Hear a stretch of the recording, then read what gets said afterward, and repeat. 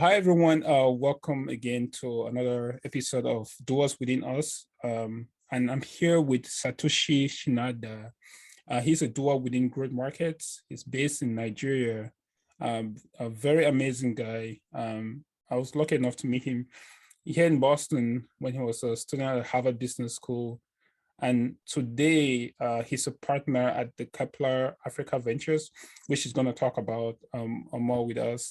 And he's, supporting entrepreneurs in Nigeria and across Africa, and just doing some really incredible work as a venture capitalist. So it's such an honor to have him here, and I'm really excited to have a conversation with him. And I appreciate the fact that he took time out of his very busy schedule to be here with us to share his story. So if you don't mind, Satoshi, please just start with introducing yourself and sharing with us, who you are. Just kind of tell us who you are. And by the way, he graduated from Harvard Business School, class of 2019, and now he runs this VC firm, and is expanding. So, Satoshi, welcome, and thank you so much for being here. If you can just start by just telling us a little bit about yourself. Sure. Thank you, Jacob. I'm so happy to reconnect with you in this way after 3 years when we spent time together in Boston. Yeah, before going to HBS, actually, I traveled thoroughly around Africa since I was 18 years old, and I was a backpacker hippie guy. I was born and I grew up in Japan, so I really wanted to expose myself to different culture, different values. And after traveling around Africa, I became so enthusiastic about the continent. And what I found through my experience of traveling around Africa is that making money is a kind of common language to connect different people from different backgrounds. And as we all know, Africa is so diversified. You have so many ethnicities with different cultural backgrounds. And even if I travel like in Sudan or in Mali, I meet Nigerian traders, for example, and how they are connected to the different local communities is by trading. Yep. And apparently, obviously, like everyone is making a living by buying and selling things. So everyone is like business person, traders. And I felt making money is the common language. So I decided to start business in Africa after graduating from University of Tokyo in Japan. And I joined a Japanese company called Sojitz, and I was assigned to Nigeria from 2010 to 2015. And I was in charge of developing and investing in infrastructure and energy projects back then. And I achieved first desalination project in Sub-Saharan Africa at a commercial scale after investing $20 million and arranging project finance of $100 million. And I was starting to ask myself if this is something I want to continue for the rest of my life. Infrastructure business is quite old-fashioned, conventional business model, and you don't really need to be creative. And while I was like asking myself that question, I met with different entrepreneurs in Nigeria. And I think 2014, 2015 was a very interesting time because opposite to my perception about brain drain, that was the time when I started to see more great, brilliant talents coming back to Nigeria to start new business models by combining new technology with the market potential in Africa. And I felt these entrepreneurs are so passion-driven, vision-driven, and they are new generations who are going to create new future of the continent. So I really wanted to work with these people, and I decided to change my career. So my entrepreneurial journey really started since then, and I was back to Japan for a while. Then I went to HBS, and while I was at school, I had a chance to work with a VC fund based in Nigeria. So that really exposed me to the ecosystem in Nigeria and Africa. And from the end of 2018, we started Kepple Africa Ventures with my two other partners. And in 2019, I relocated back to Nigeria, and I started investing in just mainly seed stage startups in West and North Africa. while my partner, Rio, who is based in Nairobi, he covers East and Southern Africa. So that's how our journey as a VC fund started.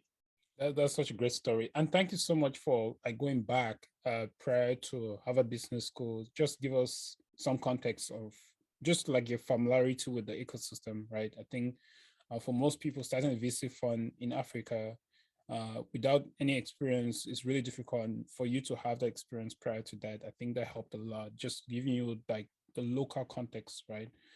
With regards to just building businesses in Africa. I love the fact that you mentioned that money is a common language. I think that is something that, irrespective of culture or just, common different experiences, just having that as a lens is very interesting. Can you please help us give us like a little bit of, some in terms of like your experience at Harvard Business School, how did that help shape some of your ideas, or maybe helped you kind of reevaluate your moving back to Nigeria? Was there any were there people you met or people that really inspired you to kind of give you clarity, some clarity of this transition back to Nigeria, or did you just help clarify the business model of Kepler Africa? The Kepler Ventures. Yeah, sure. Thank you for asking that. So when I decided to work for the startups, when I was in Nigeria back in 2014, 2015, I was asking myself, what can I do? And what is my strength as a Japanese to work in the VC space in Africa? And I couldn't find anything because Japan is obviously, economy is shrinking, the society is aging, and Japan is no more sitting at the center of innovation. And I tried different business models with my previous job, and I couldn't get any great insight from working with the Japanese company, or even after spending 5 years in Nigeria, I felt that my perspectives are kind of getting narrower and narrower and too much localized. So I wanted to expand my perspective, first of all, and I wanted to immerse myself into the ecosystem in both Africa and the US. And what I noticed when I was in Nigeria was that both capital, talents, and even technologies are going back and forth between Silicon Valley and the continent, especially in Nigeria. So I think the best way to expose myself to this space is to put myself in the same situation, going back and forth between Silicon Valley or the US in general and the continent. And finally, I wanted to connect my last piece, which is very rooted to my identity as a Japanese. And Japan has a lot of capital, thanks to the economic growth that we have achieved in the past 30 years or 40 years. But now Japanese companies are sitting on money and they are trying to outsource innovation to enter into different new markets. And Japanese companies ended up setting up a lot of corporate venture capital to invest in Silicon Valley startups, but they are actually wasting money because they are not part of the community in Silicon Valley. So they end up investing in second tier, third tier startups for the most of the Japanese companies. And if I can divert part of that money into African ecosystem, I have a lot of strength. As I did business in Africa, I know the operation, I know the market, and I developed my network and knowledge from HBS and also the extended community from there about innovation. And I can go back to Japan to bring capital and even strategic investors from Japan. Then I can complete this triangle of connecting the continent, the US, and Japan, bringing all the different pieces necessary to become successful as a VC fund in Africa. So HBS was really important step for me because it gave me a lot of network. And especially if I look at alums from HBS, some of them are very influential in traditional sectors, but also some of them became entrepreneurs. and also VC investors. Mm. So I could, develop that network when I was at school, and I reached out to different alums, and most of them were very, helpful. And actually, currently we are running the second fund, and that partner is called a PE fund from Nigeria, Berot Capital. And one of the founders of Berot Capital is HBS alum, and I reached out to him when I was at school. And after that, he saw how I have been, doing my best to increase our investment in Nigeria as Kepple Ventures. And at some point, we were catching up, and he was impressed with what I'm doing. And we found that we can complement each other very well because they're doing PE fund and we are doing seed early stage focused VC fund. And if we combine our expertise and experience, we can add more value to the ecosystem. So it's just one example, but HBS network really helped me to quickly start launching Kepple Africa Ventures and expanding our activity. So yeah. That's incredible. And such a great network to be be a part of. So like just going how like things started, and you've already touched a little bit of how Kepler Africa Venture started, and that triangle that you built, or you saw the where you actually can fit in.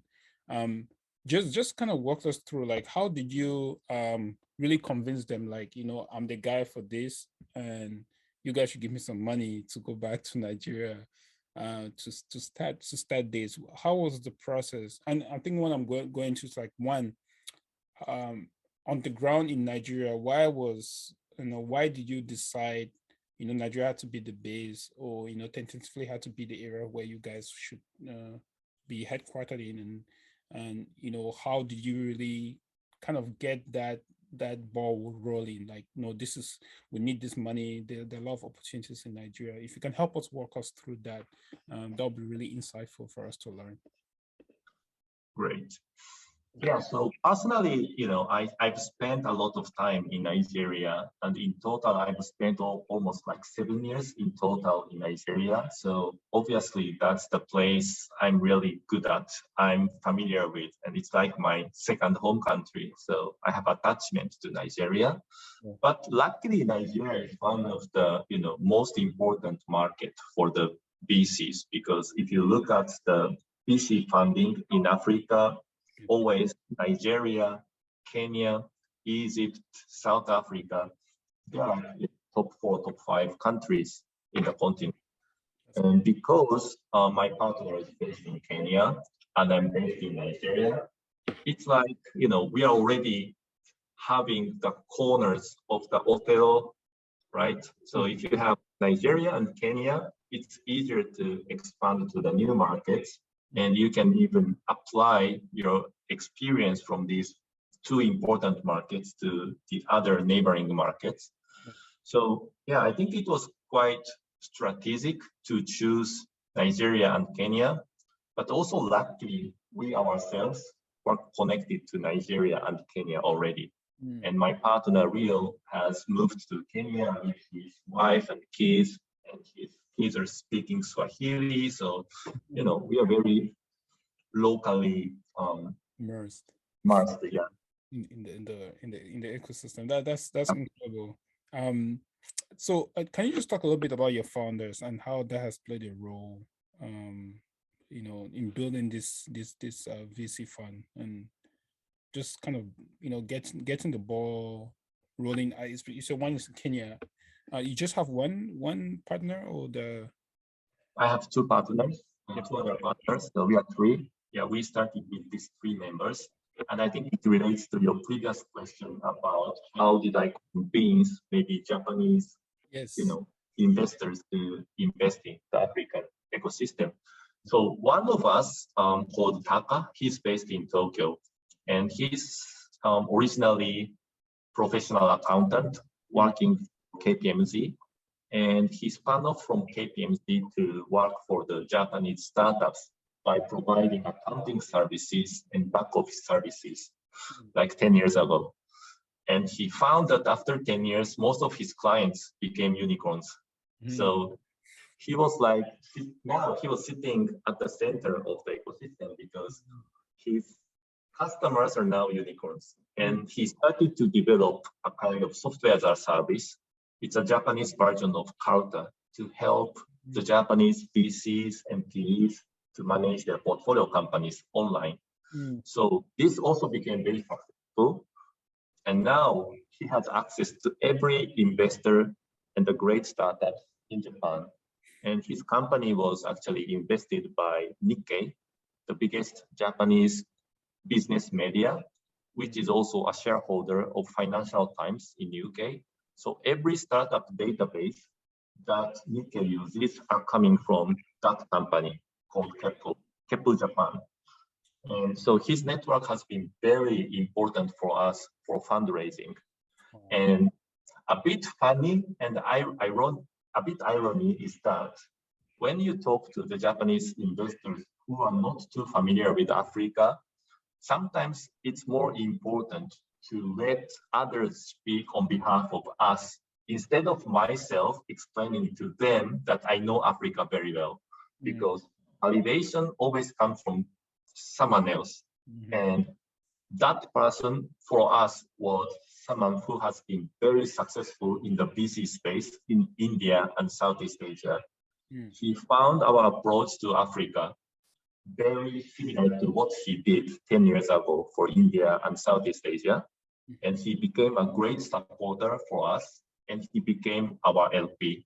And once we onboarded him, his reputation and his network just organically brought other LPs to us.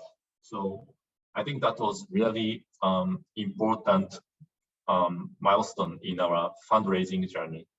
So combination of my partner sitting in the ecosystem of Japan and onboarding, that kind of person who already built track record in Southeast Asia and India found us very interesting. And he said he cannot do Africa by himself, but he needs someone like us.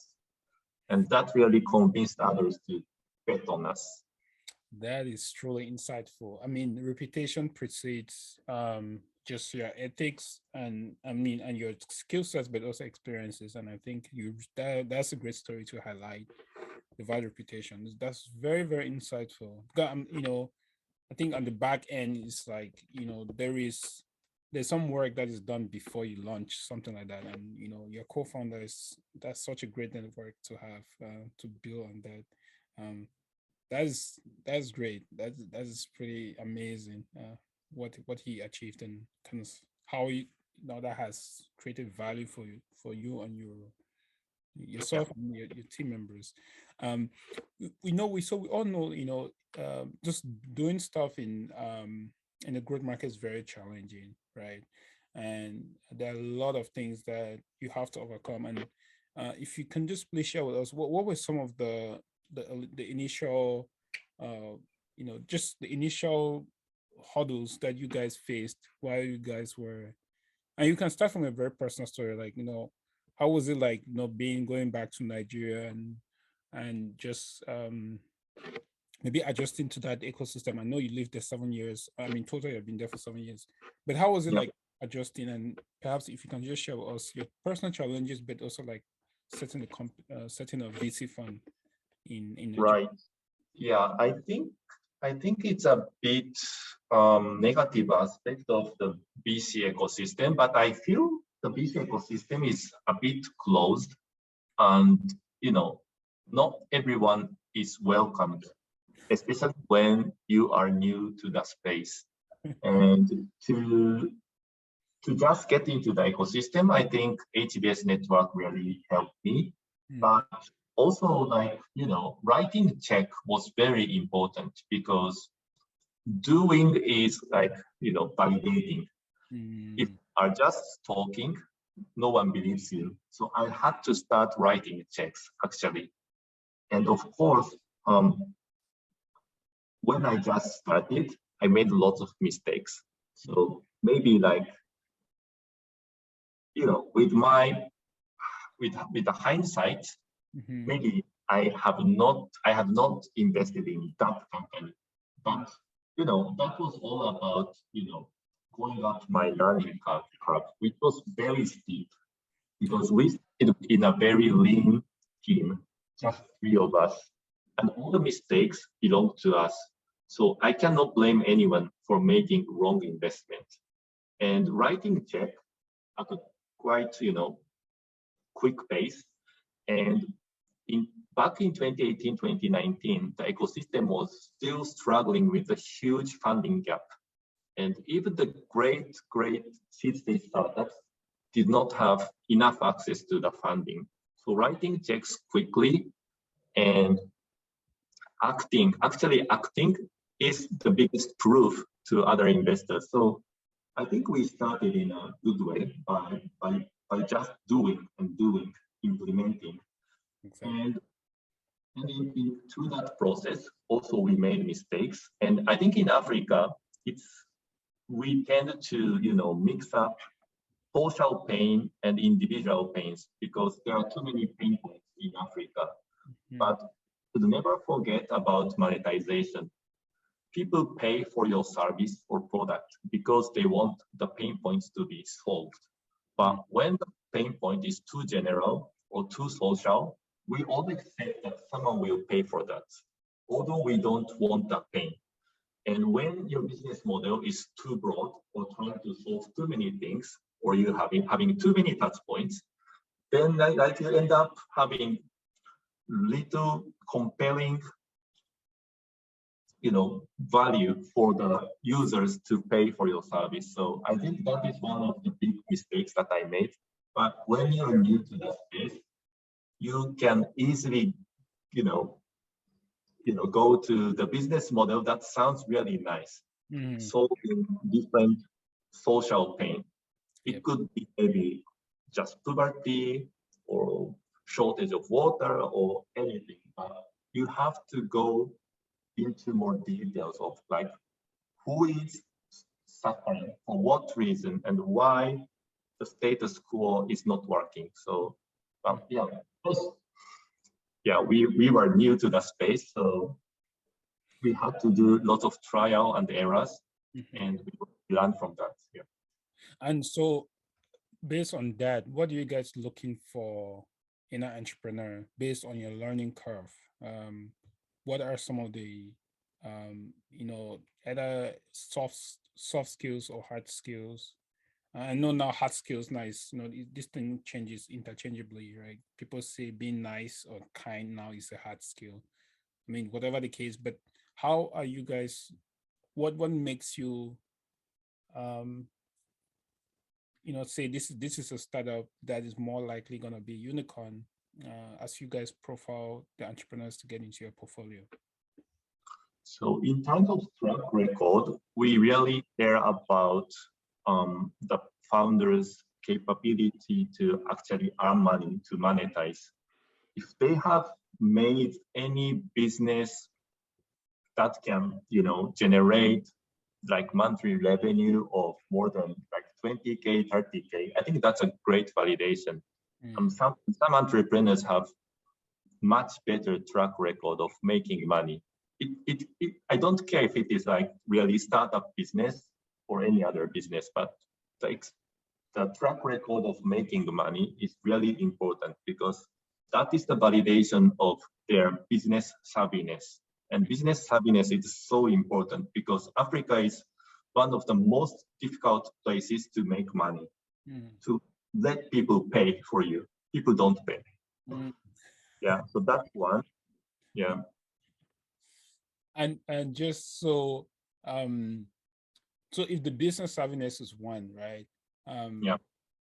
And let me say you have two very good business savvy people, and maybe because just kind of give us if you had two business savvy people, is there like is there an advantage when it comes to geography or just return on investment, probably 5-10 years? Is there other variables that you guys consider and say this is just like I can help boil down to like this one or two investors when you guys are thinking of, does technology have a factor in it?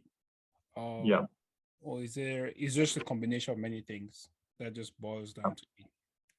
Yeah, and I think understanding of customers is quite important. And I'm almost like counting my aha moments in my introductory call. And like, there's a lot of, if there are a lot of, clicking moments in the conversation, usually I end up investing in that founder. And even if the business model sounds very beautiful and very like, innovative, I really don't invest in that startup when I don't get a lot of insights, especially from their experience of engaging with customers. They should have a lot of insights. And we have invested in more than 100 startups. And it means that we have screened like thousands of companies. So even, I'm just a VC, and I try to be very humble because always the spotlight should be on the startups. That's what I believe. Investors should be someone who just support these founders. But after, talking to different founders and learning from them, I'm quite sure that, I'm familiar with different business models and different approaches and different solutions. And if there is no like aha moment or clicking moment, I feel like they're, not very sensitive to what their customers are telling them. And they should be sensitive to the insights from their customers. So that's also very important aspect. And so, and I mean, thank you so much for sharing that, because it gives like that granular idea of how you're thinking about potential investees, if I can say that. Just piggybacking off that, uh, do you actually value recommendations from your colleagues and peers when it comes to investment opportunities, or do you do like uh, um, syndicate investments? Like, do you have co-investments and warm leads? Like, if someone says, "Hey, he's a colleague of yours from another uh, an acquaintance of yours in another VC fund," and say, "Hey, check out this entrepreneur." Are those ones more favorable for you to say, "Okay, this is someone that I should take a look at and just check him out"? From your experience, is that something that you value as, this is something that I should be thinking about as a potential investee? Yes.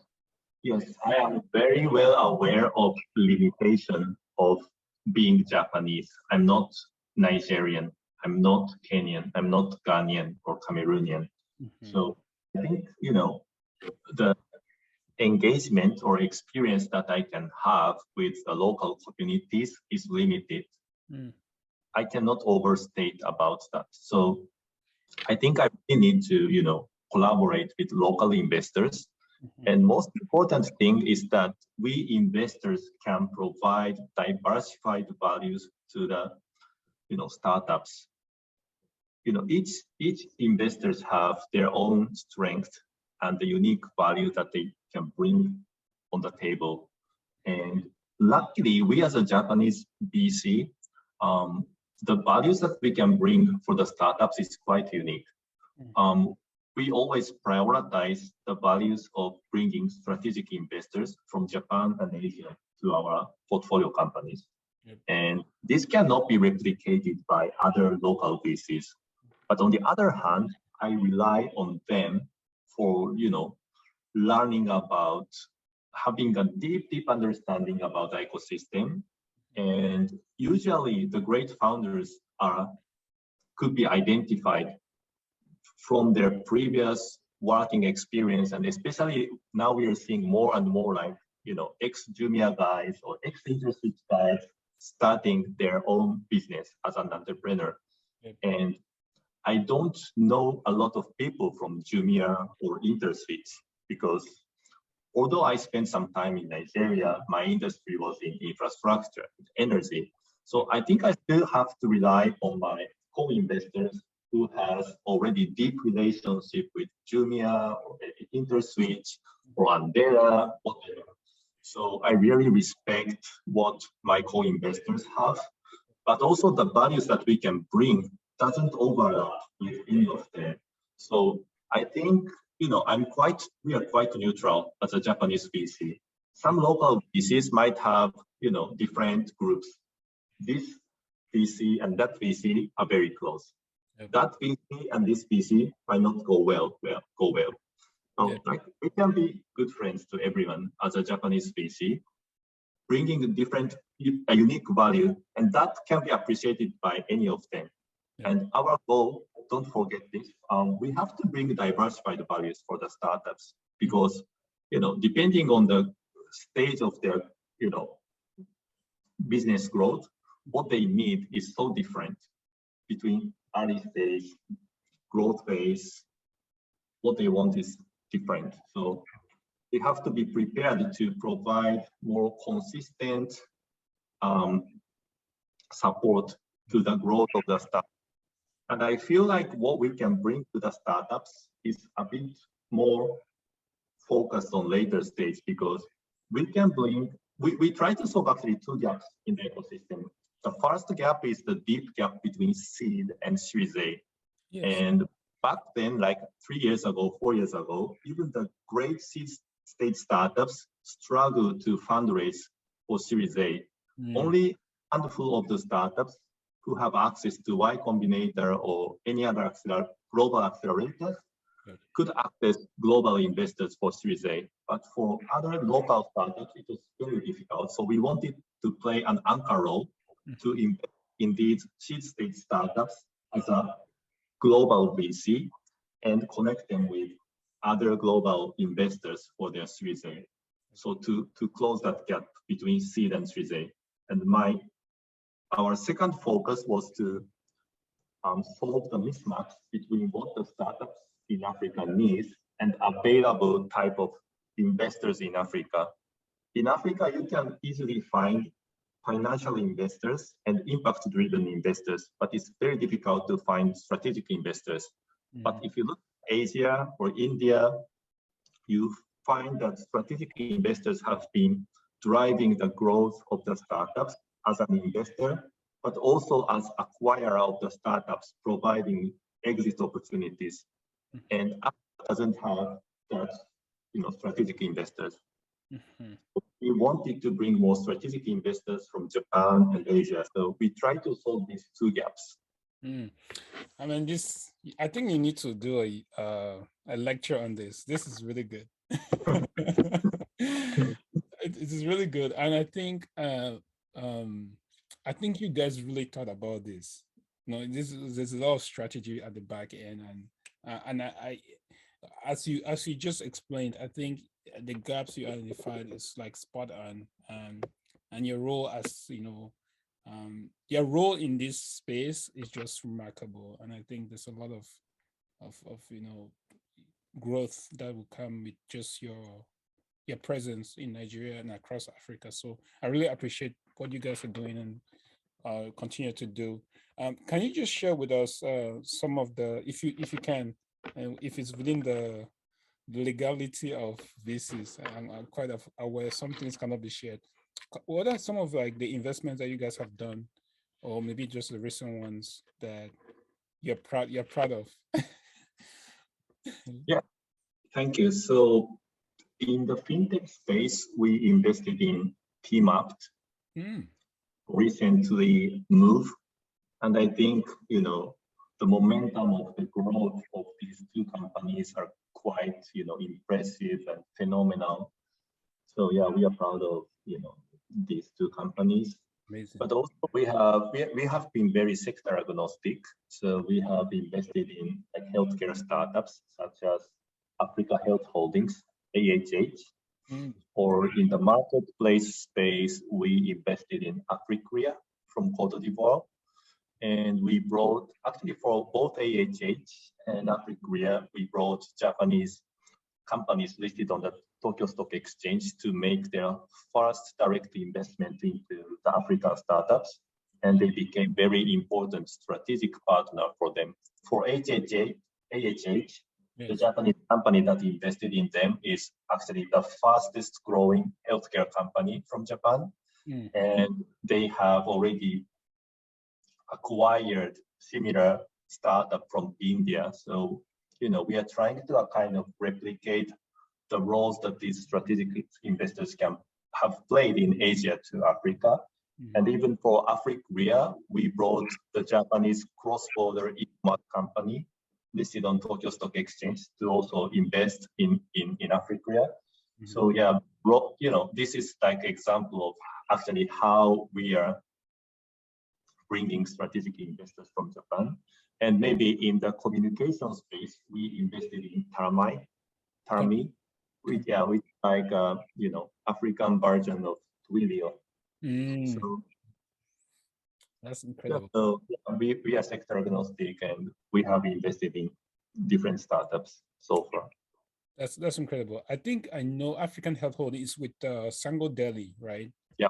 Yes, the great guy, great, amazing, smart guy too. Yeah. That's just, yes, and it's a Harvard grad too, so I guess there's some familiarity with that. That is amazing. That's amazing. As you guys are thinking of, you guys started in 2019, 2020. Yeah, end of 2018 we started. Yeah. End of 2018. So that has been over like 4 or 5 years. Yeah, almost like, yeah. So the next 5 years, what are you guys thinking of? You guys are based now in Nigeria, Kenya. Are you guys double downing on those both areas? Are you guys think of scaling in other African countries? Or and I know there was a vertical that you kind of mentioned at some point. How is what's the next the next phase of thinking? So yeah, ecosystem has growing so fast in the past 4 or 5 years, and now the bottleneck is no more seed stage.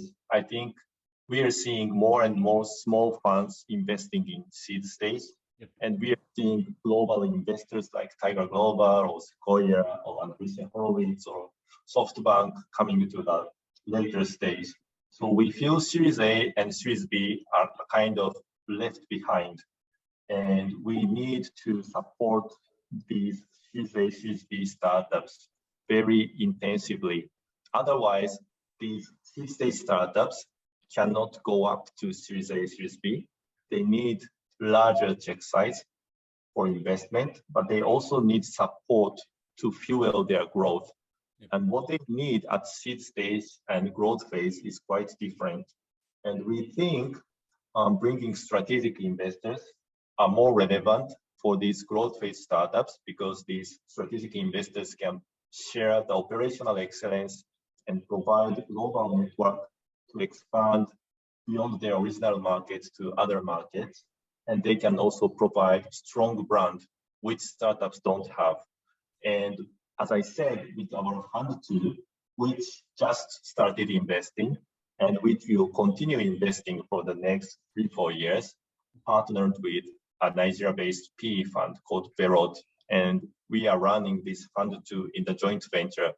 And we believe that the expertise of PE fund to provide hands-on support to SMEs can be institutionalized in the VC context and apply their expertise for the growth phase startups, even like providing operational support, strategic support, providing back office services, giving them guidelines for how to, maximize the impact, or how to, bring more structure and governance to the growth phase companies in the management and the board structure, or how to manage with regulators. All these, know-hows can be, we can learn from the PE's expertise. So we are now trying to combine PE's expertise and our Asian strength. So that is very laser focused to support Series A, Series B startups. Yeah, I can agree with you more. I think that is the right space, and I think that is what, from my just opinion, I think that is what's needed, and it's just amazing that you guys are providing that. So I'm so excited for you. I think this is going to be very exciting next few years. So as we're wrapping up this episode, wanted you to just these questions now are more of like inspirational questions, just give people a context of, where you draw your strength from, what advice you give to entrepreneurs as they apply, and if there's any advice you've received that has really helped you think about how to be a better VC slash PE um, individual in this space. So just one thing I would love to get your feedback. So what advice will you give to entrepreneurs as they build their businesses, maybe in Nigeria or across Africa? What's one thing that you say, or maybe two, or something in general that you told them, like, this is something you should focus on? And you have said something before about just having great insights, but if Yeah. there's anything else you want to add. I think now the startups are getting obsessed with like hyper growth and and fundraising a lot, Yep. because all the news headlines are about the valuation and the amount of fundraising. Mm-hmm. But we know the limitation of like blitz scaling, and especially in Africa, because public infrastructure is not so available, you have to take time to build your business. Mm-hmm. And if you try to grow too quickly, you end up doing everything to build the infrastructure around you by yourself, and you become very asset heavy, and you have to keep fundraising. And you shouldn't forget that your strength comes from your real moat, and moat comes from like how you can serve your customers in a unique way. So I think sometimes growing too fast is not the best way for the startups. And also I sometimes feel like there is more like a kind of lack of a bit discipline, because the capital is flowing into the ecosystem too fast with large amount. And some startups start to invest in other peer startups at very early stage, and I'm not going to judge it. Mm-hmm. Maybe it's a great evidence of the ecosystem becoming more collaborating and founders starting to help each other. But I think there is also maybe negative aspects, because because money is flowing into the ecosystem, our mindset is becoming like, okay, we should bet on this and that, and even if this one doesn't go well, I can maybe still back up by betting on different things. And if mindset becomes prevalent among the entrepreneurs, because now founders are investing in other startups a lot, I think it's a lack of discipline. So I think we should really focus on what we need to build, and we shouldn't forget about building the moat. That is the most important driver of your growth. So you shouldn't compromise on moat. Don't just rely on fundraising a lot and just growing too quickly, because at some point you hit the ceiling and you can't grow from there. And even after seeing like many unicorns coming out of Africa, like last year alone, we had maybe 6 or 7 unicorns. But we shouldn't also forget that the biggest amount of exit by African startups so far is not more than $500 million US. So, you might get stranded if you just keep growing, getting higher valuation. Then like, how do you make exit? Can you really make an IPO, or can you convince someone to acquire your business at such a high amount? I doubt it. And even if you follow the stock price of Jumia or other startups, maybe Fauri or Mudundo, sometimes it's difficult for the US or European public stock market to appreciate the reality of the business in Africa. So there is misalignment between the reality and the stock price, even after making IPO. So we should really, be aware of this issue, and don't rush to grow too quickly, and don't be too obsessed with higher valuation and larger fundraising. Those are great advices. Great advices to all the entrepreneurs out there. Please, that's needed. That's so important for you to learn that, coming from someone who has a lot of experience in this space. So now let's talk a little bit about you as we close the episode. How do you? I know you're a very busy guy. You have many meetings. You meet entrepreneurs. You have to make sure that limited partners are doing okay. So how do you manage all that? How do you manage the stress that comes with this job. I know you love it. You said you love this job, but one thing that just as someone like you, that you are doing really high impact work, especially as a VC, it comes times that you're overworked, right? So how do you maintain your composure, your sense of being, and making sure that you make the right decisions? Because it comes with a high degree of just a lot of information that comes in. So how do you embrace that, or what are some of the things that helps you to still be yourself, and you are the best version of yourself every day, or at least most days, as you navigate this amazing journey of funding entrepreneurs and really making a difference on the continent? Yeah, thank you for asking that. Yeah, I think I try to be very honest about my feelings. So when I think I'm getting too tired, I, just try to take a rest. But at the same time, I think I'm learning from the working style of the African entrepreneurs and basis. I think the borderline between your professional life and personal life is actually very, it's, there's no clear borderline actually. Like, even when you're socializing, you're exposed to great ideas from someone, and that gives me inspiration about the startups and VC. So I think like meeting people is my job, and meeting people is also the source of rest and excitement for me. So,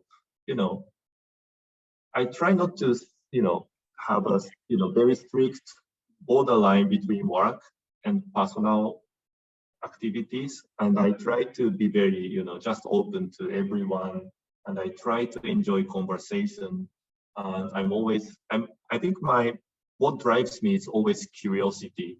And curiosity is the source of successful investment, but also curiosity is the source of my energy to work hard and to learn a lot and to become happier. So yeah. That's great. That's so good. That is so good. I'll probably steal that, man. Curiosity is source of growth, but it's a source of inspiration. There is what really, beyond having these conversations and all these dialogues that you have, what are some of the information that you consume that really helps inform you to just become a better VC, and also just like learn about how the ecosystem works? Do you listen to a certain podcast? Are there books that you think just helps you think about this in a different way, or through the lenses that you guys are already working on? Do you have any recommendations that other VCs should be thinking about, or entrepreneurs as they're navigating this space? Yeah, I try to follow different people on Twitter, and I try to participate in different chat group, either on like Discord or Telegram or WhatsApp, and I think that's the source of information for me. But I also, like when you're talking with someone, I think although you need to be a good listener, but I think you also have to always share your unique insights and your unique views.